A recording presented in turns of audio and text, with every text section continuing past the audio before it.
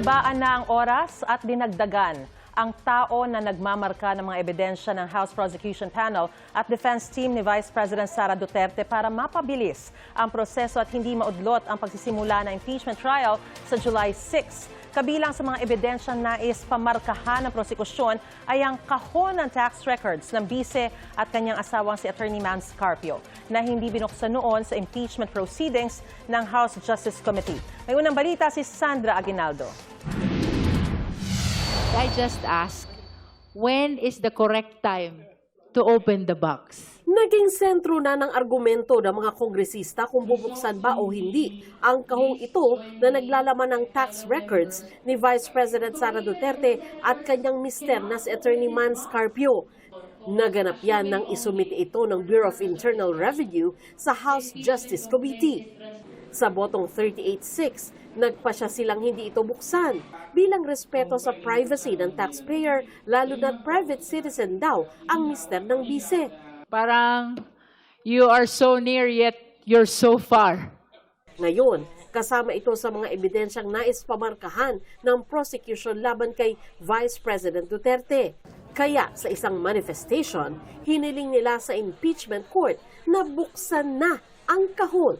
That particular BIR box was transmitted to the Senate na nakasil, na hindi pa yun nakita ng members of the Justice Committee. So since we are in the marking of exhibits, this is the proper stage na kailangan na rin siguro buksan yan para magkaroon na ng inventory of the contents of that particular BIR box.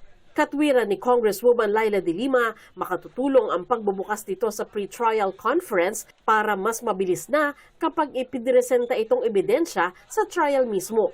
Sasagutin daw ng kampo ni VP Sara ang manifestation ng prosecution. We're very reasonable naman sa defense, but siguro I won't give any details right now. Let's wait na lang po for the formal response.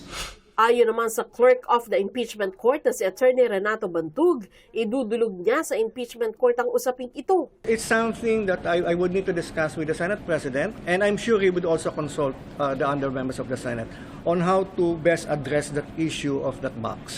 Kinatwiran din ng kampo ng bise na ang assets ni VP Sara na dapat talakayin ayon lamang sa panahong siya ay naging impeachable official o simula noong naging Vice President siya noong 2022. May Supreme Court decision na umano tungkol dito. Nasasaklaw lang po ng impeachable offense ay alleged offenses committed while the public officer is occupying an impeachable office, which is the Vice President noong 2022 to present. Kinontra naman ito ng prosecution. We have to be very clear that you cannot reach 88.5 million in 2024 without starting from a particular date, di ba?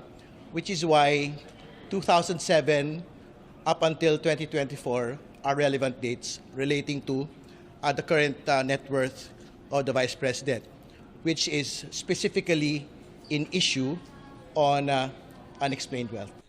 Para bubilis ang pagbabarka ng dokumento, nagdagdag ng marking teams ang impeachment court. Ginawa ring 9 a.m. hanggang 7 p.m. ang kanilang trabaho na dati ay hanggang 5 p.m. lamang. Ito ay para mahabol ang paglalabas ng pre-trial order sa Lunes o Martes at nang makapagsimula na ang paglilitis sa nakatakdang petsang July 6. There's no other date that is being discussed. It's still July 6. Kami sa prosecution, pinipilit ho talaga namin na matapos na itong marking of evidence. Kami rin naman, ayaw naming tumagal na ito. Gusto rin naman namin ng enough time para makapag-prepare na kami, look forward to trial itself. Sa ngayon, hindi pa tiyak kung sino ang uupang presiding officer ng impeachment court. Pero meron sa mayorya na nagsusulong kay Senador Cheese Escudero. Sinagot ito ni Escudero sa kanyang podcast. Pagpapasa niya ng impeachment court pag nagsimula kami sa July 6, kung ano man ang sinasabi ngayon, lahat yan puro haka-haka pa lamang. 5 lamang ang abogado kasi sa Senado eh. Naghahanda pa rin daw si Senate President Sherwin Gatchalian na nagsabing sa ngayon siya ang presiding officer sa impeachment. Under our rules, ang presiding officer ng impeachment other than the President is the Senate President. Opo. So tayo po ang tumatayong presiding officer ng impeachment. Pero doon din sa rules, kung tingin ng Senado ay dapat mag-appoint ng iba, pwede rin yung pag-usapan. Ito ang unang balita. Sandra Aguinaldo, GMA News.